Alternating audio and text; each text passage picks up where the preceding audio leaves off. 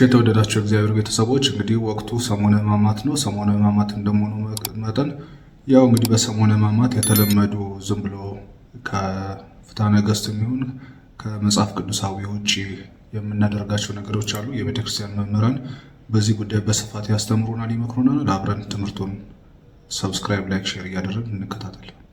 እናንተን ለማዝናናት አይደለም እዚህ የምንመጣው፣ ለማሳቅ አይደለም፣ ለመቀለድ አይደለም ብንመጣው፣ በክርስቶስ መከራ ልናሰቃያችሁ ነው እዚህ የምንቆመው። ወንጌል ብለን የምንጠራው እሱን ነው። ጣት እንደገለጥኩት ለቅሶ ነው ትዝ የሚል፣ መከራ ነው ትዝ የሚል። ያ ማለት ደግሞ ከዚህ ዓለም መውጣት፣ መለየት፣ ከርኩሰት ማምለጥ ማለት ነው። ወንጌል የሚባለው ይሄ ብስራት ሲነገር፣ ደስታ ሲነገር ፈንጠዝያ አይደለም። ሰማያዊውን ዓለም ለመውረስ በዚህ ዓለም እያዘሩ እየተከዙ መኖር ነው። ቅዱሳን እንደሱ ነው የኖሩት። እመቤታችን እንደዛ ነው የኖረችው። በሰሙነ ሕማማት እንኳን ታስታውሳላችሁ፣ ሰኞ፣ ማክሰኞ፣ ረቡዕ፣ ሐሙስ፣ ዓርብ እነዚህን ቀናት ሕማማት ብላ የክርስቶስን መከራ በስግደት ትገልጣለች። ታውቃላችሁ የሰሙነ ሕማማት ስግደት ከሰኞ ጧት ጀምሮ እስከ ስቅለት ዓርብ ማታ ድረስ በጠቅላላ ቁጥሩ 6666 ስግደት ነው። ስግደቱ ቁጥሩ ኪርያላይሶን እየተባለ የሚሰገደው፣ ለካህይል እየተባለ የሚሰገደው፣ ለሕማሙ ይደሉ፣ ለመስቀሉ ይደሉ፣ ለምኩናኑ ይደሉ እየተባለ የሚሰገደው ስግደት በጠቅላላ ሲቆጠር 6666 ይመጣል። ይሄ 6666 ቁጥር ክርስቶስ 6666 ጊዜ መገረፉን የምታስብበት ነው። ዕለተ ስቅለት ላይ፣ ዕለተ ዓርብ ላይ የጌታችን የመድኃኒታችን የኢየሱስ ክርስቶስ መከራ በእንባ ይታሰባል። በተለየ ዜማ ንባበ ማህዘኒ ተብሎ የሚጠራ። ንባበ ማህዘኒ ማለት የሚያሳዝን ንባብ ማለት ነው። በሚያሳዝን አንጀት በሚበላ ሊያስለቅስ በሚችል የሚዘም ዜማ ማለት ነው። ታስታውሱ እንደሆነ በተለየ ዜማ ግፍኦሙ እግዚኦ ለእለ ይገፍኡኒ እየተባለ የሚባለው ዜማ ንባበ ማህዘኒ ወይም ውርድ ንባብ ተብሎ ይጠራል። ይሄ ዜማ ብቻውን የክርስቶስ መከራ እየተለቀሰ የሚታሰብበት ቀን ነው። ለመምህራችን ለመምህር ነቃጥበብ እግዚአብሔር አምላክ ቃል ሕይወት ያሰማልን። እኛም የተማማርነውን ትምህርት እግዚአብሔር በዝነ ልቦናችን ያሳድርብን። እንግዲህ የምንሰግደው ስግደት እንዲሁ በከንቱ አይደለም። ቁጥሩም ጌታችን አምላካችን መድኃኒታችን ከተገረፈው ከ6666 እንደሚቆጠር እንዲሁም እያንዳንዱ ስርዓታችን የቤተክርስቲያናችን ስርዓት ማለት ነው እንዲሁ በከንቱ የወጣ አለመሆኑን እንዲሁም ደግሞ በየጌታችን የመድኃኒታችን ኢየሱስ ክርስቶስን ግርፋቱን፣ መከራውን፣ ስቃዩን ማሰብ እንዳለብን ያስተማሩን እግዚአብሔር አምላክ ለመምህራችን በድጋሚ ቃል ሕይወት ያሰማልን። በቀጣዩ ደግሞ በዚህ ትምህርት ደግሞ በዚህ በሰሙነ ሕማማት የሚሆን በማንኛውም ጊዜ ኢየሱስ ክርስቶስ ትስውጣን አማኑኤል ኪርያላይሶ ማለት ትርጉማቸው ምን ማለት እንደሆነ በጋራ እንመለከታለን። አብረን ሰብስክራይብ፣ ላይክ፣ ሼር በማድረግ ትምህርቱን እንከታተል። በዚህ የሰሙነ ሕማማት አምስቱ የስግደት ቀናት ልናውቃቸው የሚገቡ ቁልፍና ጠቃሚ ቃላት። እስኪ የቃላቱን ትርጉም ከመናገሬ በፊት እኔ መጀመሪያ ቃላቱን ልንገራችሁና እናንተ ደግሞ ቪዲዮውን ፖዝ አድርጋችሁ ትርጉሞቹን ራሳችሁን በመጠየቅ እስኪ ለማወቅ ሞክሩ። ኢየሱስ ክርስቶስ አማኑኤል ተስቡጣን እቡኖዲን ታኦስ ማስያስና እንዲሁም ደግሞ ኪርያላይሶን ይባላሉ። እነዚህ ቃላቶች ትርጉማቸው ምን ማለት ነው? እስኪ ራሳችሁን ጠይቁ መጀመሪያ። እሺ አሁን ወደ ትርጉማቸው እንሂድ። ኢየሱስ ማለት መድኃኒት፣ ክርስቶስ ማለት ቅቡ ወይም ደግሞ መሲህ፣ አማኑኤል ማለት እግዚአብሔር ከኛ ጋር ሆነ ነው ማለት ነው። እብኖዲ በቅብጥ አምላክ ማለት ነው። ታኦስ በጽር እንደዚሁ አምላክ ማለት ነው። ተስውጣን ማለት ደግ ገዥ፣ ማስያስ ማለት መሲህ የተቀባ፣ ኪርያላይሶን ማለት ደግሞ አቤቱ ይቅር በለን ማለት ነው። ስለዚህ በሰሙነ ሕማማት ዋና ዋናዎቹ የምንጠቀማቸው ቁልፍ ቃላት ማለት እንግዲህ እነዚህ ናቸው። አምስቱም ቀን ላይ እነዚህ ቃላቶች በየሰዓቱ እየተጠሩ ይሰገድባቸዋል። ኪርያላይሶን ኢየሱስ ናይን፣ ኪርያላይሶን ክርስቶስ ናይን፣ ኪርያላይሶን አማኑኤል ናይን፣ ኪርያላይሶን ትስቡጣን ናይን፣ ኪርያላይሶን እብኖዲን ናይን፣ ኪርያላይሶን ታኦስ ናይን፣ ኪርያላይሶን ማስያስ ናይን እያልነ ሙሉዎቹን ቀኑን ሙሉ እስከ ምሽቱ 1 ሰዓት ድረስ የምንሰግድ በእነዚህ ነው ማለት ነው። ይሄ ማለት እንግዲህ አምላክ ሆይ ይቅር በለኝ፣ ጌታ ሆይ ይቅር በለን እያልን እየሰገድን ነው ማለት ነው። ይህን ቪዲዮ ለሁሉም ሰው እንዲዳረስ ሼር፣ ኮፒ ሊንክ ማድረጋችሁ እንዳይረሳ። መልካም የጾም የጸሎትና የስግደት ሳምንት ይሁንልን። አሜን። ይቆየ። በሰሙነ ሕማማት የማይጸለይ ጸሎት አለ። ለምሳሌ በስመ አብ ማለት ማማተብ መልካ ይጸለይም ይባላል። ይህ እንዴት ይታያል? የማይጸለይ ጸሎት እንኳን የለም። እውነት ለመናገር በተለይ የግል ጸሎት ላይ ውሳኔ አልተላለፈም። አንዳንድ ሰዎች እንዲህ ለማለት የሚያበቃቸው እንትን አለ። በዚህ በግብረ ሕማማት አንድ ውሳኔ አለ። የጸሎት ሃይማኖትም እስከ ሀበይ ብልሃም ይላል። ታመመ ሞተ የሚል አለ አይደለ? ታመመ እስከሚለው ድረስ እስከ ዓርብ ድረስ ማለት ነው። እስከ ዓርብ ድረስ ከሰኞ ጀምሮ አሁን እስከ ዓርብ ድረስ ታመመ እስከሚለው ድረስ ስለኛ ከሰማይ ወረደ ከቅድስት ከእመቤታችን ከቅድስት ሥጋ እነሳያለን እንሄደለ በዛ ታመመ ይላል። ሀመም የሚለው ማለት ነው። እስከሱ ድረስ ብላችሁ ተውት ይላል።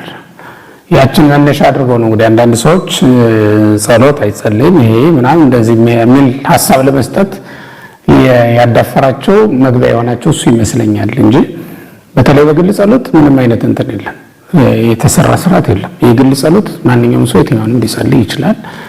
የማህበር ሲሆን ነው። ይሄም ራሱ የማህበር ላይ ነው። የማህበር ማለት ምንድነው? ግብረ ሕማማት እናነባለን። ጸሎት ሃይማኖት የሚታወጅበት ላይ እስከ ሀበይ ብልሃም ድረስ እንሄድና እናቆማለን ማለት ነው እንጂ ከዛ ውጭ በግል ጸሎት ላይ ይሄን ጸልዩ እና ጸልዩ ተብሎ የተላለፈ ትእዛዝ የለም። አሁን ቅዳሴም ቢሆን የጋራ ቅዳሴ ነው። መስዋዕት ለመሰዋት ገብተን የምንጸልየው በጋራ የምንጸልየው ጸሎት ነው እንጂ በግሉ ቅዳሴ ማርያም ቅዳሴ ጊዜ የሚጸልይ ሰው ቢኖር አይጸልይም ማለት አይደለም። በግሉ ማንኛውም ሰው ሊጸልይ ይችላል። ምክንያቱም በግል ጸሎት ላይ የተሰራ ስርዓት ስለሌለ ነው። በአጠቃላይ አሁን ያ ማለት አሁን በማህበር በሶሻል ሚዲያ ላይ ባሉት መንፈሳዊ ግሩፖች አዳራሽ ላይ ባሉ መርሃ ግብራት ቢኖሩ በእነዚህ መጸለይ ይቻል ይሆን?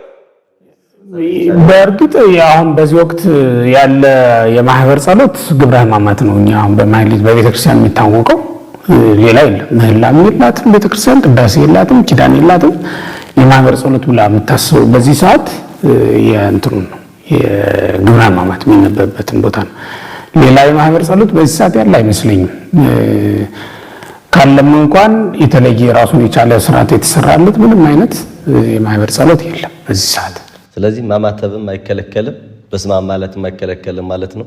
ማማተብም በስማም ማለትም አሁን ከእንትን ጋር ምንም የሚያገናኘው ነገር የለም። ይሄኛው አገልግሎት እንደው ቅዳሴ ሲከለከል መስዋዕት መሰዋት ስንተው ቡራኬም ስንከለክል ምንም ስንል ሰዎቹ ግራ እየገባቸው ከፍርሃት የተነሳ የሚያነሷቸው አንዳንዶቹ በፍርሃት ምክንያት ፈርተው እንደው ሕግ እንዳንጥስ ብለው ሕግ እግዚአብሔርን ከማክበራቸው የተነሳ ረድኤተ እግዚአብሔር እንዳይነሳቸው ሕግ እንዳይጣስባቸው እግዚአብሔርን ከመፍራታቸው የተነሳ ረቅ አድርገው አጥረው ስለሚኖሩ ነው። በሕይወታቸው ነገሮችን ሁሉ ረዘም አድርገው ስለሚመለከቱ የሚያነሱት ጥያቄ ነው። አንዳንዶቹ ደግሞ ካለማወቅ የተነሳ ዝም ብሎ ተነስተውም የሚያስተምሩ አሉ። ማማተብ አይቻልም ይሄ ምናምን እንደዚህ ብለው መልክ አይጸለይም ብለው ያነሳሉ። አሁን መልክ ለምሳሌ አሁን መልክ ብለህ ብታነሳ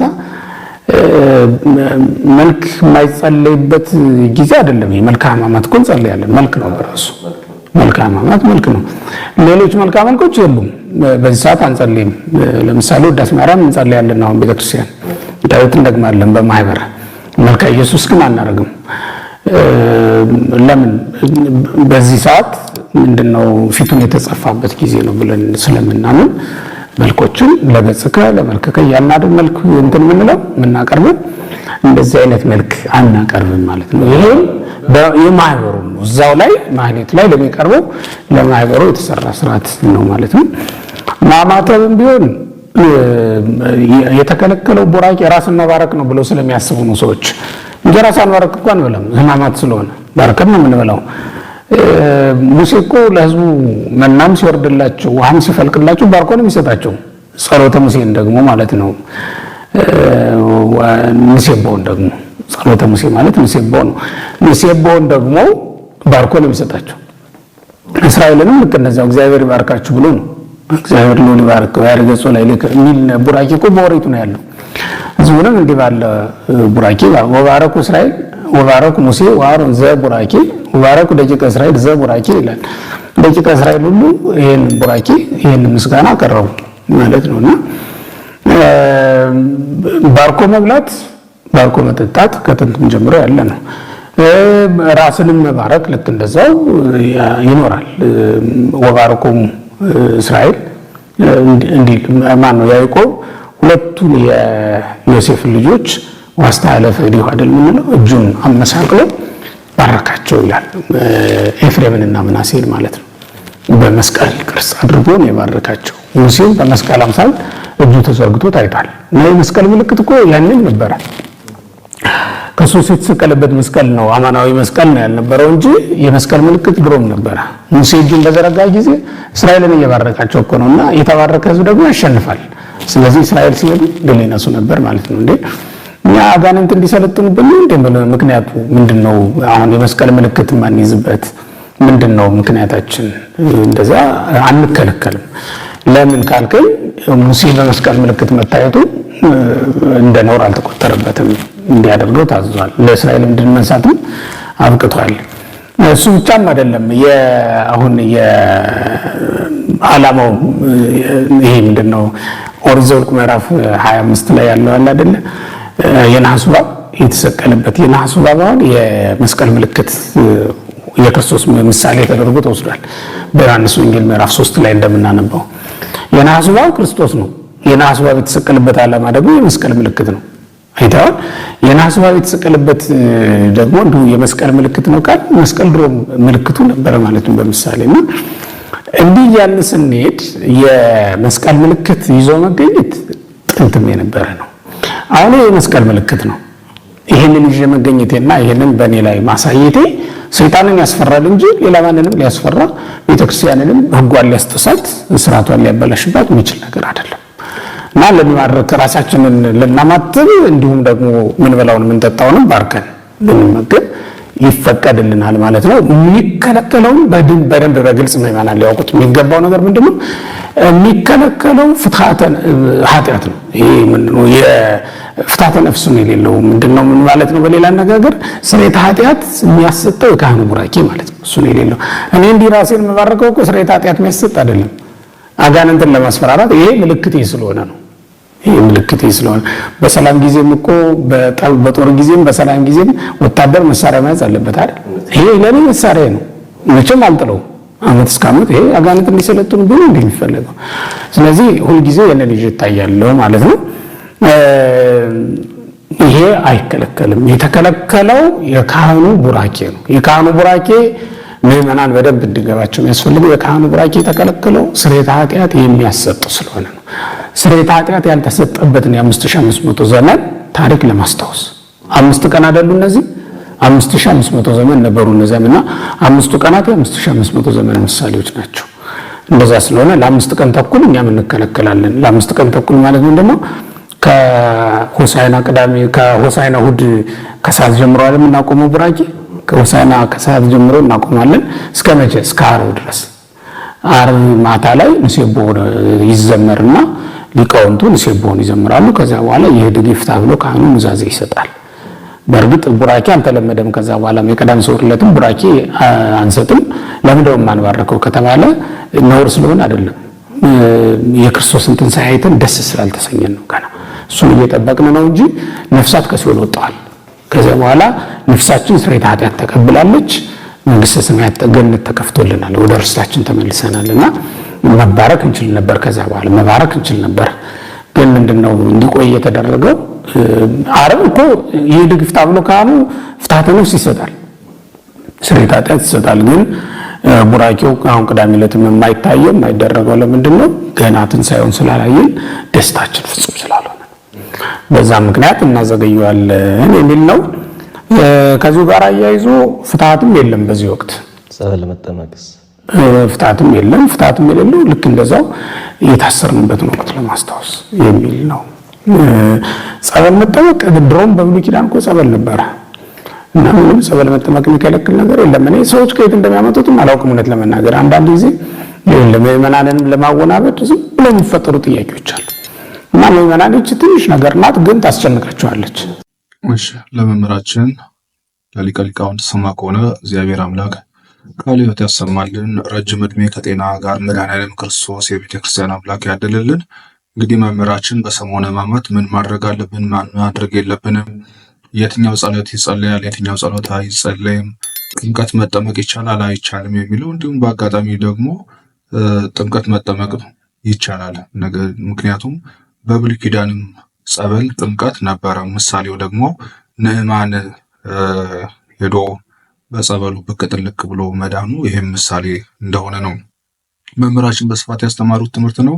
እግዚአብሔር አምላካችን ለመምህራችን ቃል ያሰማልን። እኛም 30-60 ዓመት ያማረ ፍሬ እንድናፈራ እግዚአብሔር አምላካችን ይርዳን። እንግዲህ ወደ ቀጣዩ ትምህርት እንሄዳለን። ሰብስክራይብ፣ ላይክ፣ ሼር ማድረጋችሁን አትርሱ። መልካም ቆይታ። ሕማማት በደንብ አድርጋችሁ ስሙ። አሁን ወደፊት ሰሞነ ሕማማት ላይ የሚያጋጥሙን ስለሆነ ማለት ነው። በሰሞነ ሕማማት ማለት ከሰኞ ጀምሮ እስከ አርብ ድረስ ሁልጊዜ ሰሞነ ሕማማት ሰኞ ነው የሚጀምረው። ከሰኞ እስከ አርብ ማለት አርብን ጨምሮ በሁሉም ዕለታት ይሰገዳል። በደንብ ስሙ። በሁሉም ዕለታት ይሰገዳል። ይሄ 21 12 29 የሚል ነገር አይሰራም። ሰድመት እንኳን የለም እዛ ውስጥ። ግን የግዝት በዓላት የሉም በሁሉም ዕለታት። ታስታውሱ ከሆነ በ2008 ዓመተ ምህረት ስቅለት የዋለው ዕለተ ዓርብ ማለት ነው ሚያዝያ 21 ቀን ነበር። የሚገርም ነው። ሚያዝያ 21 ቀን ከግዝት በዓላት አንዱ ነው። ስለዚህ ዓርብ ዕለት በየቤተ ክርስቲያኑ ጉራማይሌ የሆነ ነገር ነበር እያየን የነበረው። ሊቃውንቱ ተናግረዋል። አንደኛ በዚህ ዕለት ይሰገዳል። ምክንያቱም በዓላት የሚታሰቡበት አይደለም። ያለችው ራሷ ቤተክርስቲያን በ5500 ዘመን ውስጥ ያንን ነው የምታስበው። ስለዚህ ግማሹ ባንገት ነው ይላል፣ ግማሹ በወገብ ነው ይላል፣ ግማሹ ይሰገዳል ይላል።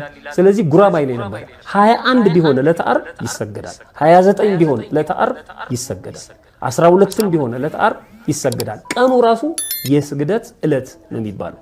ለምን ያለነው በ5500 ዘመን ውስጥ ነው።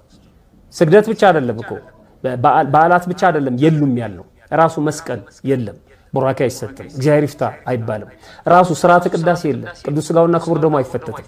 ስለዚህ እነዚህ ነገሮች በሙሉ በሌሉበት በዓላት ደግሞ በአዲስ ኪዳን ነው የተሰሩት ክርስቶስ ከተሰቀለ በኋላ ነው። ስለዚህ ስግደቱ የጸሎት አካል ነው እና አይቋረጥም። የግዝት በዓላት በሰሞነ ሕማማት ውስጥ አይታሰቡም። ስግደት ቅድመ ጸሎት፣ ጊዜ ጸሎት፣ ድህረ ጸሎት። በጸሎታችን ጊዜ ሁል ጊዜ ከጸሎታችን በፊት እንሰግዳለን። ከዛ በጸሎት ጊዜ ደግሞ የመስቀሉን ወይም የስግደቱን ነገር ይቅርታ፣ የመስቀል ነገር ሲያነሳ እናማተባለን ጸሎታችን ውስጥ፣ የስግደት ነገር ሲያነሳ ደግሞ እንሰግዳለን። ከዛ ከጸሎታችን በኋላም ማሳረጊያ ላይ ሰግደን አረፍ እንላለን። በዚህ በፍትሐ ነገሥት አንቀጽ 14 ላይ ቁጥር 536 ላይ የሚጸልይ ሰው ይላል፣ ልብ አድርጉ፣ በጸሎት ጊዜ ስግደትን የሚያነሳ ክፍል ወይም አንቀጽ ሲደርስ ለልዑል እግዚአብሔር ይስገድ ይላል። ልክ ስግደትን የሚያነሳ ክፍል ሲደርስ ይሰግዳል። መስቀልን የሚያነሳ ክፍል ላይ ሲደርስ ደግሞ ያማትባል ማለት ነው። ስለዚህ በጸሎታችን ጊዜ ሁሌ የምንጠቀምበት ነው። ስግደት የጸሎቱ አንድ አካል ነው፣ መስዋዕት ነው። ቅድመ ጸሎት፣ ጊዜ ጸሎት፣ ድህረ ጸሎት ልንሰግድ ይገባል ማለት ነው። እንግዲህ ስግደትን በተመለከተ እናንተ ተመልካቾቻችን የምትልኳቸውን ጥያቄዎች በአብዛኛው አውደ ምሕረት ላይ የሚነሱ ጥያቄዎችን ሰብስበን በዚህ መልኩ አቅርበናል። ሌሎች መነሳት አለባቸው የምትሏቸው ጉዳዮች ካሉ ደግሞ እነዚህን በሌላ ቪዲዮ ይዘን እንቀርባለን። ለዛሬው ግን ይህንን ያህል ከተነጋገርን ይበቃናል። እግዚአብሔር በቸርነቱ ሰግደን ለመጠቀም ያብቃል። ውድ የተወደዳችሁ እግዚአብሔር ቤተሰቦች እንግዲህ መምህራችን በስፋት መልሰውልናል። ለምሳሌ በዚህ ወቅት በዚህ ማለት ነው አሁን ባለንበት ዓመተ ምህረት በ2017 መጋቢት 5 ሰኞ ቀን ይውላል፣ ይሰገዳል። አርሴማ መጋቢት 6 ቀን ማክሰኞ ቀን ይሰገዳል። አጋዕዝተ ዓለም ሥላሴ መጋቢት 7 ቀን ይሰገዳል። 8 አቡነ ኪሮስ ይሰገዳል። እስትንፋሰ ክርስቶስ በ9 ይሰገዳል። እንዲህ እያለ ይቀጥላል ማለት ነው። ስለዚህ በዓላትን በማንኛውም ቀን ማለት ነው ይህ ስርዓተ ሕማማት ሳይቋረጥ ሁሉም ስርዓት አምልኮት ይፈጸማል ማለት ነው። ለመምህራችን ለመምህር ምትኩ እግዚአብሔር አምላክ ቃለ ሕይወት ያሰማልን። ወደ ቀጣዩ ትምህርት እንሄዳለን። ቀጣዩ ትምህርት ደግሞ ርዕሰ ሊቃውንት አባ ገብረ ኪዳን ይህንን ሰሙነ ሕማማትን አስመልክቶ በስፋት በጥልቀት ያስተምሩናል። ቆይታችን መልካም እንዲሆንላችሁ እመኛለሁ። መልካም ጊዜ። በዚህ ሳምንት ቤተ ክርስቲያን ተላ ደስታ ያደረገ በዚህ ሰሞን ጌጥ ያጌጠ ደስ ያለው ይሄን ያደረገ ከሚስቱ ጋር አንድ ወይም ከባሏ ጋር አንድ የሆነ በመኝታ የተገናኘ መብል መጠጥን አብዝቶ የሚደሰት ሰው ቁጥሩ ከአይሁድና ከይሁዳ ጋር ነው ማለት ነው። ሰሞኑን የክርስቶስን መከራ እያሰብን ቤተ ክርስቲያን ተግቶ በመዋል በማደር ቀንም ሌትም በ24 ሰዓት የሚነበብ ግብረ ሕማማት የሚባል መጽሐፍ አለ ከሊቃውንት የተሰበሰበ። ይህንን ግብረ ሕማማት በሕማማት የ6 ወር ጎዳና እንኳን ቢሆን ሂዶ ቢታጣ ሊሰሙት ይገባል። ግብረ ሕማማት ማለት የክርስቶስ የሕማማቱን ሥራ የሚናገር መጽሐፍ ማለት ነው። መጽሐፉም ሌላ አይደለም። ከነቢያት ከሐዋርያት የነ ኢሳይያስ የነ ኢዮብ የነ ኤርምያስ የነቢያት የሐዋርያት መጽሐፍ ቅዱስ ሃይማኖተ አበው ሊቃውንት ሁሉ ያመሰጠሩት ትርጓሜ ሕማሙን የሚናገረው ተውጣቶ ሊቃውንት አባቶቻችን ሐዋርያት አባቶቻችን በዲድስቅልያ ከሰሩት ከሲኖዶሳቸው ከአዲስ ኪዳን ከብሉይ ኪዳን ከሊቃውንት መጽሐፍ ተውጣቶ የተዘጋጀ የክርስቶስን መከራ አንቀጹን የሚናገር መጽሐፍ ነው። ያንን ቁጭ ብሎ እየሰሙ ወሬ ሳያወሩ ሐሳብ ስጋዊ ነገርን ትቶ ስራ ሳይሰሩ ወደ ግል ስራ ሳያዘወትሩ በቤተ ክርስቲያን ተወስኖ መቆየት ይገባል። የሚቋረጥ ጸሎት የለም። መልክ ይደገማል። በዚህ ሳምንት አይደገምም የሚል መጽሐፍም የለም። ሰላምታ ጸሎትም ይደገማል። ለምን? መልክአ ሕማማቱ ራሱ ሰላምታ ነው። ከሚደረሱ መጻሕፍት መካከል መኃልየ ሰሎሞን አንዱ ነው። መኃልየ ሰሎሞን ደግሞ መልክ ነው ራሱ የቤተ ክርስቲያንን ዓይኗን፣ ጥርሷን፣ ጉንጯን ሲናገር የቤተ ክርስቲያን ውበት ነው። ወንድሜ ነጭ ነው፣ ቀይ ነው፣ ራሱ ጥቁር ነው፣ ዓይኑ የርግብ ዓይን ይመስላል የሚለው ሁሉ ይሄ ሁሉ የክርስቶስ መልክ ነው። ይሄ ዓይኑ ገክብር ወውጾ ዘያውፀቦ እደኬንያ የሚለው ሁሉ አንጥረኛ ያልሰራው ጉትቻ ያለው ነው እያለ የሚናገረው ክርስቶስን ነው። ይሄ ሁሉ ጌጥ ያለው ማለት የባህሪ ክብር አለው፣ በዘራ ወራዙት ያልተወለደ ማለት ነው አንጥረኛ የተባለ ይሄ ሁሉ መልክ የሚገልጥ ነው። ታዲያ መኃልየ ሰሎሞን መልክ አይደገምም በተለምዶ በሚባልበት በቀዳሚት ዕለት የሚነበብ በማህሌት የሚቆም ቃለ እግዚአብሔር ነው። ሰላምታው መልክ ነው። ቅባ ብርሃኑ ለገጽ ሰላም ለኪ፣ ስቴ ወይን ዘነፈራጽ ሰላም ለኪ፣ ቀስተ ኪዳኑ ለኖህ ሰላም ለኪ። ስለዚህ እየተባለ ሁሉ ሰላም ለኪ እየተባለ ነው የሚደረስ። መልክአ ሕማማት ነው። ስብሐት ለከ፣ ሰላም ለከ፣ ሰላም ለክሙ እየተባለ ነው መልክአ ሕማማቱ የሚደረስ። መልክአ ስዕልም ይባላል። ስለዚህ በሕማማት ይሄ ይደገማል ይሄ አይደገምም የሚባል ጸሎት የለም። ከስንፍና በቀር ግብረ ሕማማትን ከምናደርስበት ጊዜ በቀር የምናደርሳቸውን ጸሎቶች ሁሉ ይደረሳል። ቤተ ክርስቲያንም ኪዳኑን ቅዳሴውን የምታቆመው የክርስቶስን ሕማም ለማሰብ ተድላ ደስታውን አቆይታ በሌላ ቃለ እግዚአብሔር ተክታ ስታደርስለት ትሰነብታለች። ይኸውም እንዳይታጎል የሰኞ የማክሰኞ የረቡዕ ኪዳን እንዳይታጎል በዕለተ ሐሙስ 3 ኪዳኖችን መላልሳ በማድረስ እነዚህ ሁሉ ትፈጽማቸዋለች። ስለዚህ ይህን በማድረግ ቤተ ክርስቲያን ፍጹም በመዋል ቢቻል የጨው ቂጣ በመብላት የተቻለው ከታመመ ሰው በቀር ደዌ ከጸናበት በቀር በጨው ቂጣ እየበሉ ከሚጣፍጥ ምግብ በቀር ሆኖ ይህንን መጸለይ ይገባል። ቤተ ክርስቲያን መዋል አለብን። ግብረ ሕማማቱ መስገድ ብቻ ሳይሆን ግብረ ሕማማቱ የሚነበበውን ንባብ መስማት ይገባል። በዚህ ሰሞን ተድላ ደስታ ማጌጥ የለም። በጸሎተ ሐሙስ ሁሉም ምዕመናን ይቆርባሉ፣ ሥጋው ደግሞ ይቀበላሉ። መቁረብ የሚቻላቸው የተዘጋጁ ሁሉ ይቀበላሉ።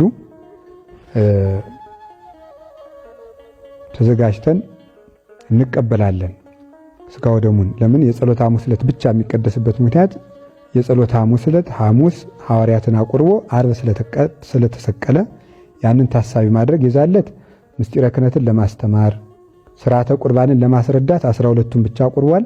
ዛሬ ግን ሥጋው ደሙ ለሁሉ ስለተሰጠው ሁሉም ምዕመናን ይቆርባሉ ማለት ነው። በዕለተ ዓርብ ስቅለት ነው። ሕማሙን እያሰብን በወይራ እየተጠበጠብን ይህን የምናደርግበት ምክንያት ወይራ ጽኑ ነው። ጌታችን ኢየሱስ ክርስቶስ የተቀበለው መከራ ጽኑ ነው። ከበረከተ መከራህ አሳትፈኝ፣ ቅዱስ ጳውሎስ በሕማሙም በሞቱም ልመስለው እወዳለሁ ብሎ ፊልጵስዩስ ምዕራፍ 3 ቁጥር 11 ላይ እንደነገረን ሞቱን በሚመስል ሞት ለመሳተፍ ወይራ እየተጠበጠብን ኃጢአታችን እየተናዘዝን እንፈጽመዋለን። ለመምህራችን ለርዕሰ ሊቃውንት አባ ገብረ ኪዳን እግዚአብሔር አምላክ ቃለ ሕይወት ያሰማል፣ ረጅም ዕድሜ ከጤና ጋር ለአባታችን ያደልልን። እንግዲህ በምን መልኩ ሰሙነ ሕማማትን ማሳለፍ እንዳለብን ምን መመገብ እንዳለብን፣ ምን መጸለይ እንዳለብን እንዲሁም በተጨማሪ በስፋት ያስተማሩበት ትምህርት ነው። የተወደዳችሁ እግዚአብሔር ቤተሰቦች ሰብስክራይብ፣ ላይክ፣ ሼር ማድረጋችሁን አትርሱ።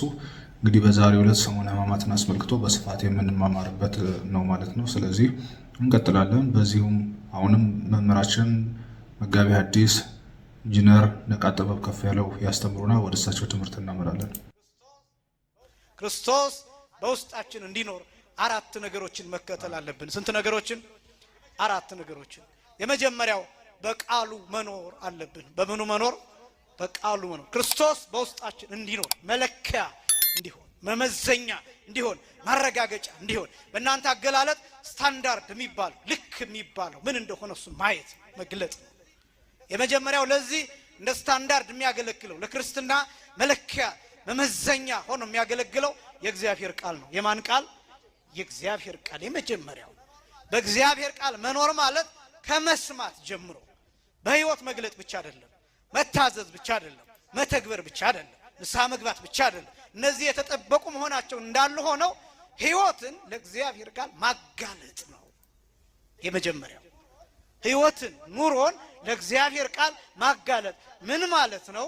ከዓለማዊ ትምህርታችሁ ጎን ለጎን፣ ከዓለማዊ ስራችሁ ጎን ለጎን፣ ቤተሰብን ከመርዳት ጎን ለጎን፣ እናት አባትን ከማገልገል ጎን ለጎን፣ ትዳርን ጋብቻን ከማገልገል ጎን ለጎን፣ ልጅን ከማሳደግ ጎን ለጎን፣ ዓለማዊ ስራን ከመስራት የሚገባ ስራ ከመስራት ጎን ለጎን የእግዚአብሔርን ቃል መስማት ያስፈልጋል።